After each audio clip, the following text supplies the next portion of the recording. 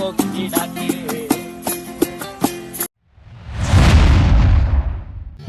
Hello everyone, Assalamu alaikum. I am Dil Muhammad. Welcome back to my channel. This is my another new vlog. আজকের ভিডিওটি যারা Facebook অথবা YouTube থেকে দেখতেছেন তাদেরকে জানাই অনেক ধন্যবাদ। ইতিমধ্যে যারা আমার চ্যানেলটি ফলো অথবা সাবস্ক্রাইব করছেন তাদেরকে জানাই আন্তরিক শুভেচ্ছা ও মনের গভীর থেকে অত্যন্ত ভালোবাসা। আর যারা চ্যানেলটি ফলো অথবা সাবস্ক্রাইব করেননি তাদের প্রতি রইল চ্যানেলটি সাবস্ক্রাইব করার অনুরোধ।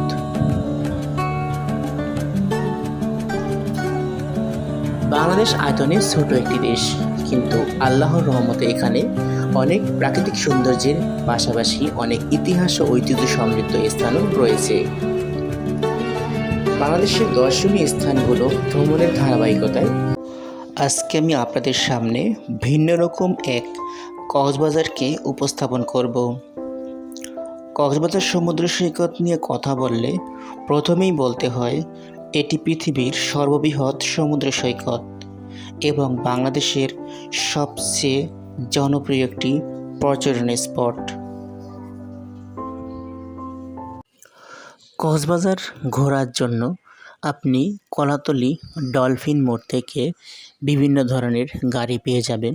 সেক্ষেত্রে অটো ভাড়া পড়বে 1500 টাকা, সিএনজি ভাড়া পড়বে 2500 থেকে 4000 টাকা, চাঁদের গাড়ির ভাড়া পড়বে অর্ধেক দিন 3000 টাকা, সারাদিন 8000 থেকে 12000 টাকা। সেক্ষেত্রে অবশ্যই আপনি কোন কোন স্পটগুলো ঘুরবেন, কতক্ষণ ঘুরবেন, কোন কোন জায়গায় গাড়ি দাঁড়া করাবেন সেটা অবশ্যই ড্রাইভারকে বলে নেবেন। তা না হলে ওরা সেই পরিমাণে সিন্ডিকেট করে, অর্থাৎ বলার সময় বলে একরকম, কাজের সময় করে আরেক রকম। যদি আপনি আগের দিন সন্ধ্যাবেলায় গাড়িটা ভাড়া করে রাখেন তাহলে পরের দিন খুব সকাল সকাল বের হতে পারবেন। তো গাইস, কক্সবাজার ভ্রমণের তৃতীয় দিন অর্থাৎ শেষ পর্ব দেখার জন্য আমন্ত্রণ জানাচ্ছি। তো কী দেখব এবং গুরুত্বপূর্ণ তথ্য রয়েছে শেষ পর্বে। তো চলুন আর দেরি না করে শুরু করা যাক।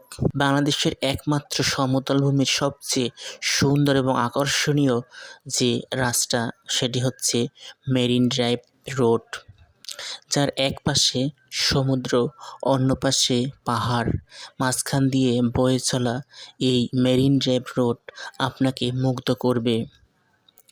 আর যদি চাঁদের গাড়ি নিয়ে যান তাহলে তো আর কোনো কথাই নেই, কারণ চাঁদের গাড়ি নিয়ে প্রাকৃতিক সৌন্দর্য আপনি খুব ভালোভাবে উপভোগ করতে পারবেন। মেরিন ড্রাইভের সৌন্দর্য আসলে ভাষায় প্রকাশ করার মতো না।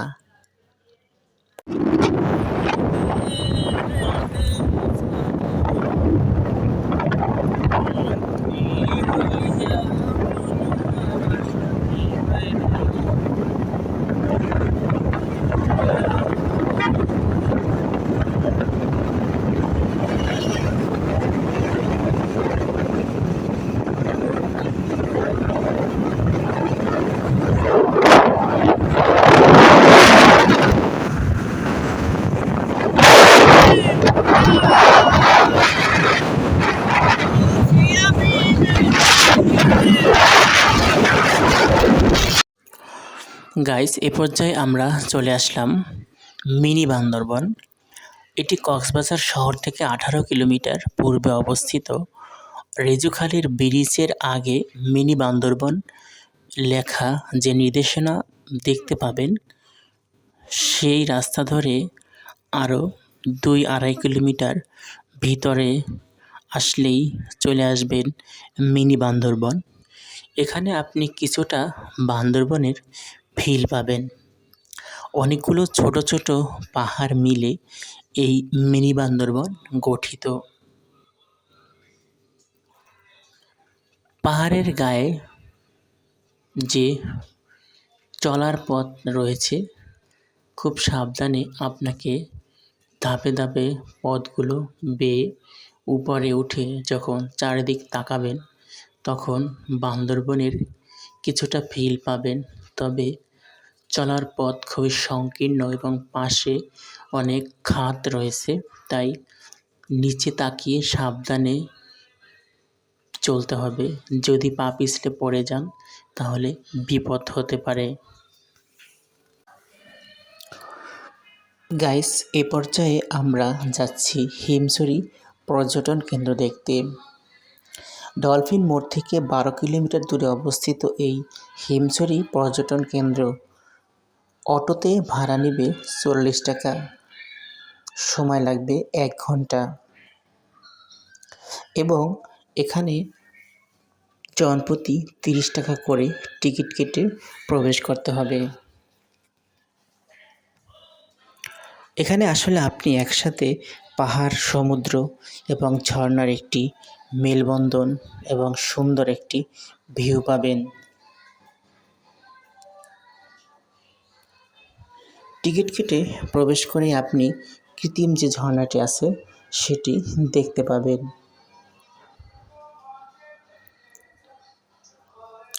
এবং ঝর্ণা দেখা শেষ করে আপনি বাম দিকে যে রাস্তা আছে সেটা দিয়ে আস্তে আস্তে হেঁটে সামনে এগিয়ে যাবেন।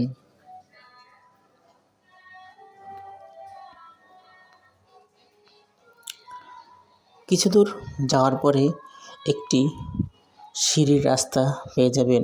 অনেকগুলো সিঁড়ি বেয়ে বেয়ে উপরে উঠতে হবে। তবে উপরে উঠলে আপনি যে ভিউটা দেখবেন সেটা আপনাকে মুগ্ধ করবে। পাহাড়ের চূড়া থেকে সমুদ্র দেখার যে অসাধারণ ফিল সেটি আপনি এই হিমছড়ি থেকে পাবেন। হিমছড়ি থেকে আসলে সবচেয়ে সুন্দর ভিউ হচ্ছে সূর্যাস্ত। এখান থেকে আপনি সূর্যাস্তের সুন্দর দৃশ্য উপভোগ করতে পারবেন।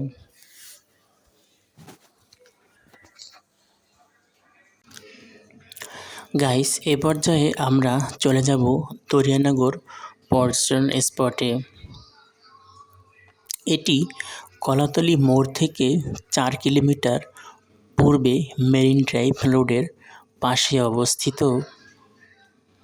এখানে আপনি ঝর্ণা, গুহা, ঝিরি দেখতে পাবেন। এই স্পটের প্রবেশ মূল্য হচ্ছে জনপ্রতি 40 টাকা। গেট দিয়ে প্রবেশ করলে আপনি প্রথমেই যে পথ পেয়ে যাবেন সেই পথে হেঁটে সবগুলো স্পট দেখতে পাবেন। তবে যেহেতু এখানে ঝর্ণা, জিরি এবং গুহা রয়েছে, তাই গুহায় যাওয়ার জন্য গাইড হিসেবে স্থানীয় ছোট ছোট বালকদের পেয়ে যাবেন। তাদেরকে 150-200 টাকা দিলে ওরা সবগুলো জায়গা সুন্দর করে ঘুরিয়ে দেখতে সাহায্য করে।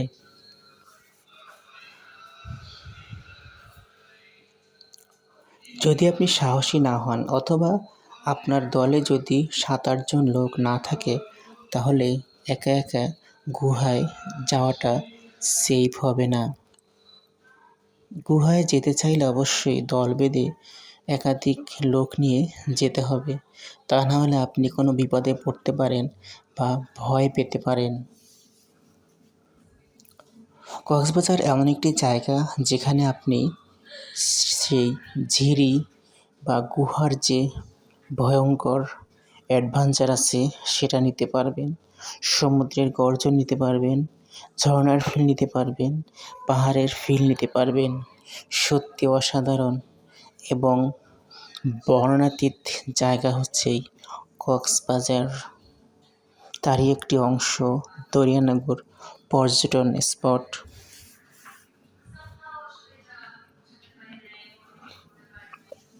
মাঝে মাঝে মনে হয় আমি বান্দরবনের সেই আলীকদমে চলে আসলাম, কিন্তু আসলে এটা তো পর্যটন স্পট দরিয়ানগর কক্সবাজার।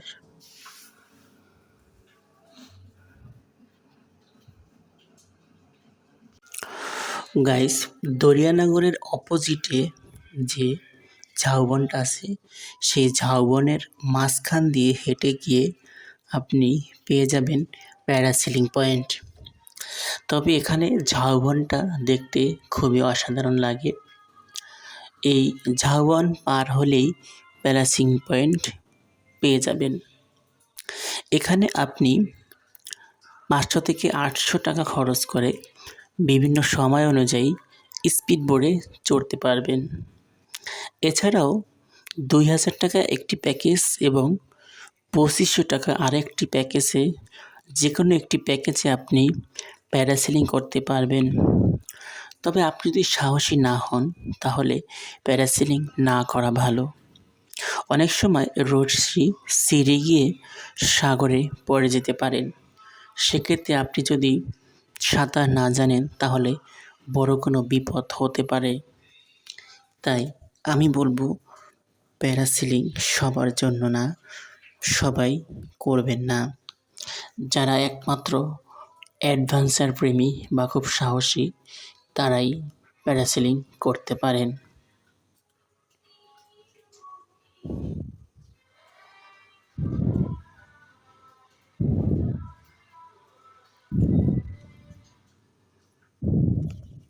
প্যারাসেলিং করার জন্য অনেকগুলো জায়গা রয়েছে, তবে এই ঝাউবনের কাছে দরিয়ানগরের সামনে যে প্যারাসেলিং পয়েন্টটি আছে সেটি সবচেয়ে জনপ্রিয়। দেখতে পাচ্ছেন এখানে একজন লোক প্যারাশুট থেকে পড়ে গেল, অর্থাৎ প্যারাশুটের রশি ছিঁড়ে গিয়ে সাগরে পড়ে গেল। তো এরকম বড় বিপদ যাতে না হয় এজন্য প্যারাসেলিং এড়িয়ে চলাই ভালো।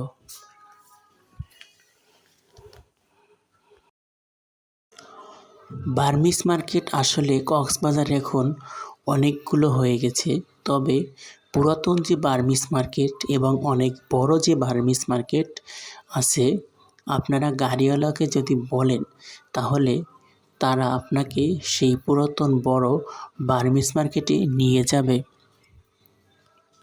এক্ষেত্রে কক্সবাজার শহরের যেকোনো স্থান থেকে অটো, সিএনজি বা রিকশায় করে যেতে পারবেন। সময় লাগবে 20 মিনিট, ভাড়া পড়বে 30 টাকা করে। বার্মিজ মার্কেটে অনেকগুলো দোকান রয়েছে এবং অনেকগুলো গলি রয়েছে। এখানে আপনি বাংলাদেশি পণ্য, মায়ানমারের পণ্য, ইন্ডিয়ান পণ্য, কসমেটিক্স, কাপড়-চোপড়, গিফট সামগ্রী, আচার, চকলেট এবং বিশেষ করে শুটকি ইচ্ছামতো পছন্দ করে কিনতে পারবেন। শুটকির জন্য কক্সবাজারের অন্যতম এবং বিখ্যাত স্থান হচ্ছে বার্মিজ মার্কেট। এখানে আপনি জিজ্ঞাসা করলে দোকানদাররা শুটকির যে বড় পল্লীটা আছে সেটি আপনাকে দেখিয়ে দেবে। আপনি 8-10টা দোকান ঘুরে পছন্দ মতো শুটকি রিজনেবল প্রাইসে কিনতে পারবেন। কক্সবাজারের অন্যতম একটি স্থান বার্মিজ মার্কেট। যদি হাতে সময় থাকে রাতের বেলা এই বার্মিজ মার্কেটে ঘুরে আসতে পারবেন, তবে 12টার পর সাধারণত খোলা থাকে না, তাই আর্লি যাওয়ার চেষ্টা করবেন।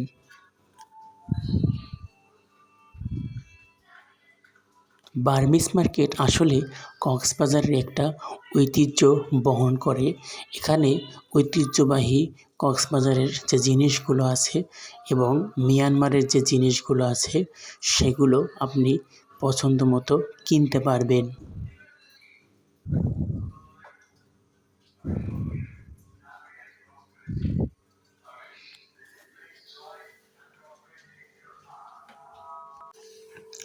আমি অনেকবার কক্সবাজার গিয়েছিলাম, কিন্তু শেষবার যখন গেলাম তো তখন মন ভরে অনেকগুলো প্রায় 10 থেকে 12 রকমের শুটকি এবং একটা বড় টুনা মাছের শুটকি কিনেছিলাম।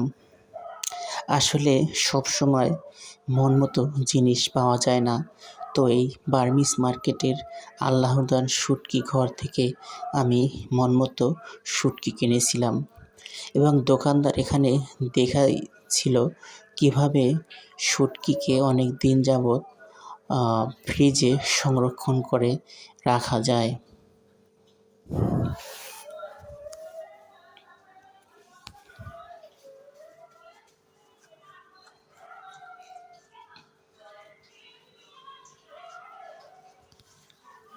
এই দোকানদারের ব্যবহার একটু ভালো ছিল এবং এখানে আপনি ইচ্ছামতো শুটকি বা অন্যান্য জিনিস কিনতে পারবেন।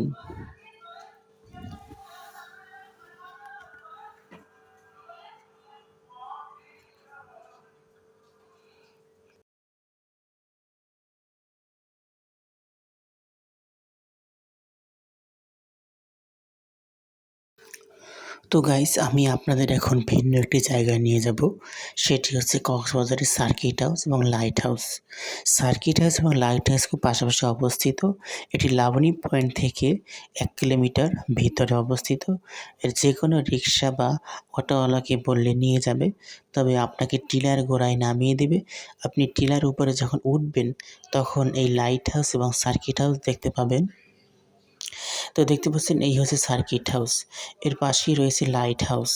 এখান থেকে কক্সবাজারের শহরের বিভিন্ন অংশ এবং বিশেষ করে সমুদ্রের অংশগুলো ভালোভাবে দেখা যায়।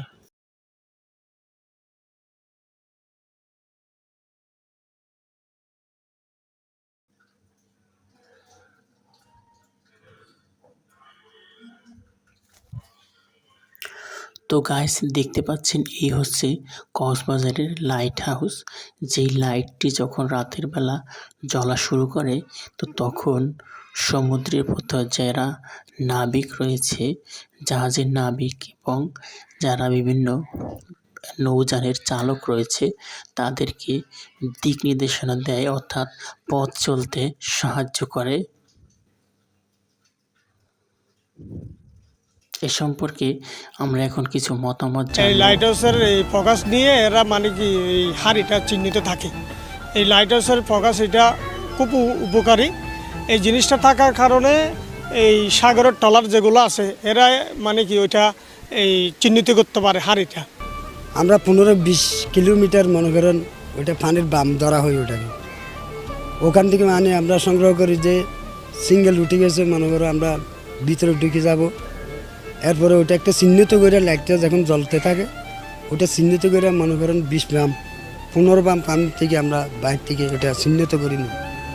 ওটা চিহ্নিত করার পরে আমরা ওটা দৌড়িয়ে সোজা করে বুট চালাইয়ে বাইর থেকে ভিতরে ঢুকে যাই।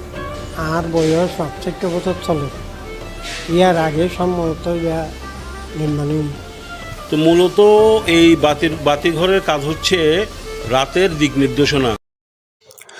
গাইস, এখন আমি আপনাদেরকে সমুদ্রের তলদেশে নিয়ে যাব, অর্থাৎ এটি হচ্ছে কক্সবাজারের অন্যতম spot, radiant fish world.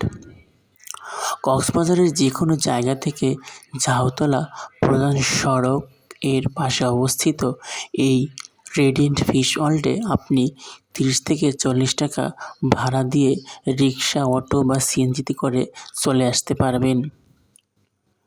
Radiant fish ওয়ার্ল্ডে প্রবেশ মূল্য প্রাপ্তবয়স্কদের 300 টাকা এবং বাচ্চারা যারা 3 ফুটের নিচে উচ্চতা, তাদের প্রবেশ মূল্য লাগবে না।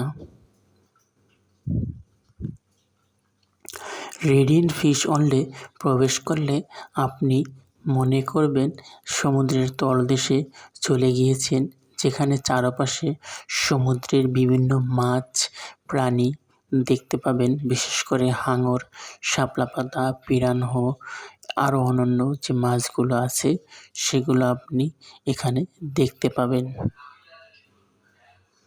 সকাল 9টা থেকে রাত 10টা পর্যন্ত এই রেডিয়েন্ট ফিশ ওয়ার্ল্ড খোলা থাকে।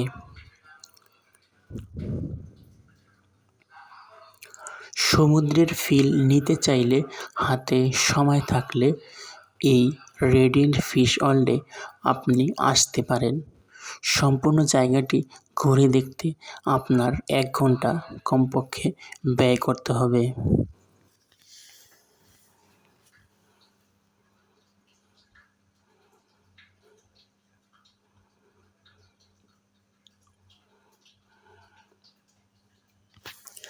বাচ্চাদের জন্য অন্যতম আকর্ষণীয় একটি স্থান হলো এই রেডিয়েন্ট ফিশ ওয়ার্ল্ড। গাইস, এ পর্যায়ে আমরা যাব নাজিরা টেক শুটকি পল্লী ঘুরতে। এটি শহর থেকে 3 কিলোমিটার দূরে বাঁশখালী নদীর মোহনায় অবস্থিত। কক্সবাজার শহর থেকে রিক্সা, সিএনজি বা অটোরিকশায় করে আপনি এখানে যেতে পারবেন। সময় লাগবে 20 থেকে 25 মিনিট, কিন্তু ভাড়া পড়বে 150 থেকে 200 টাকা। সাধারণত এখানে রিজার্ভ নিয়ে তারপরে যেতে হয়। যদি আপনি অক্টোবর থেকে মার্চ মাসের মধ্যে আসেন তাহলে শুটকি প্রসেসিং এখানে দেখতে পাবেন এবং পছন্দ মতো শুটকি আপনি দেখে কিনতে পারবেন।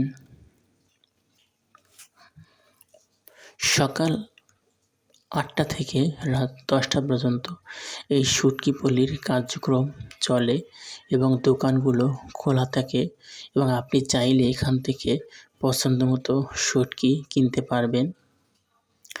অন্যান্য জায়গার তুলনায় এখানে শুটকির উৎপাদন অনেক বেশি। কক্সবাজারের বেশিরভাগ শুটকি সাধারণত এই নাজিরা টেক শুটকি পল্লীতে উৎপাদন করা হয়। কক্সবাজারে অফ সিজনে একদিনে থাকার জন্য নর্মাল কাপল রুমের ভাড়া পড়বে 1000 থেকে 2500 টাকা, আর ফ্যামিলি রুমের ভাড়া পড়বে 4000 থেকে 6000 টাকা। অন সিজনে এই ভাড়ার পরিমাণ আরও বেশি বৃদ্ধি পায়, সেক্ষেত্রে আগে থেকে বুকিং করে যাওয়া ভালো। আর যদি আপনি ওখানে গিয়ে দেখে তারপরে ভাড়া নেন সেটা আরও ভালো হয়। হোটেলে না থাকতে চাইলে আপনি কটেজে থাকতে পারেন, সেক্ষেত্রে কটেজের ভাড়া পড়বে 5 থেকে 20,000 টাকা, আর ফ্যামিলি কটেজের ভাড়া পড়বে 10 থেকে 25,000 টাকা। মেরিন ড্রাইভ রোডের আশপাশে বিভিন্ন স্পটের কাছাকাছি এখন অনেকগুলো কটেজ হয়েছে। কক্সবাজার ভ্রমণের ক্ষেত্রে যখন আপনি গাড়ি ভাড়া নেবেন অবশ্যই ড্রাইভারের সাথে বিস্তারিত সব কিছু বলে নেবেন, অর্থাৎ আপনি কয়টি স্পট ঘুরবেন, কোন কোন জায়গায় গাড়ি দাঁড়া করাবেন, কতক্ষণ সময় লাগবে এবং কখন আপনি ভ্রমণ শেষ করবেন। কারণ সব ক্ষেত্রে বিশেষ করে ড্রাইভাররা প্রচণ্ড পরিমাণে সিন্ডিকেট, তারা বলার সময় বলে একটা, করার সময় করে আর একটা। আমাদের সাথে যে ড্রাইভার ছিল ও হচ্ছে 1 নম্বরে বাটপার, আমাদের কাছে যেটা বলছিল কিন্তু সে অনুযায়ী কাজ করেনি। ভ্রমণের সময় উল্টাপাল্টা শুরু করছে, আমরা যেখানে দাঁড়াইতে বলছি সেখানে দাঁড়ায় নাই, ও ইচ্ছা মতো চালিয়েছে এবং বিশাল গ্যাঞ্জাম হয়েছিল। শেষে টুরিস্ট পুলিশ এসে আমাদের সমস্যা সমাধান করে, তাতে আমাদের প্রায় 3 থেকে 4 ঘন্টা ব্যয় হয়, অর্থাৎ লাঞ্চের পরে আমরা আর ভালো মতো ঘুরতে পারি না। তাই আপনারা সব কিছু বলে তারপরে গাড়ি ভাড়া নেবেন।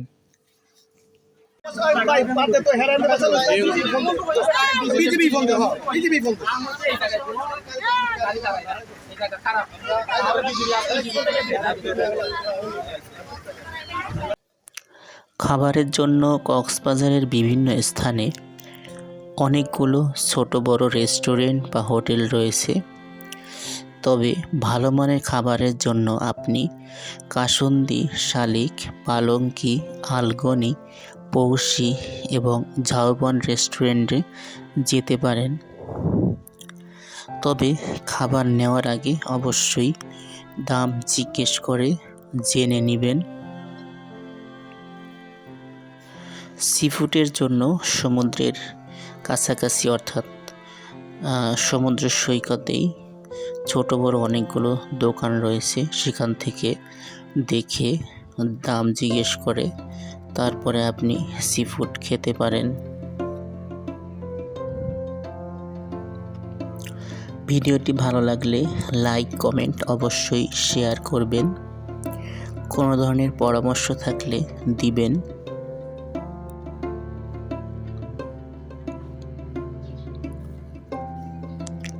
পরবর্তী ভিডিও দেখার আমন্ত্রণ জানিয়ে আজকের মতো এখানেই বিদায় নিচ্ছি। আল্লাহ তাআলা আমাদের সবাইকে ভালো রাখুক, সুস্থ রাখুক, এই কামনায় আল্লাহ হাফেজ।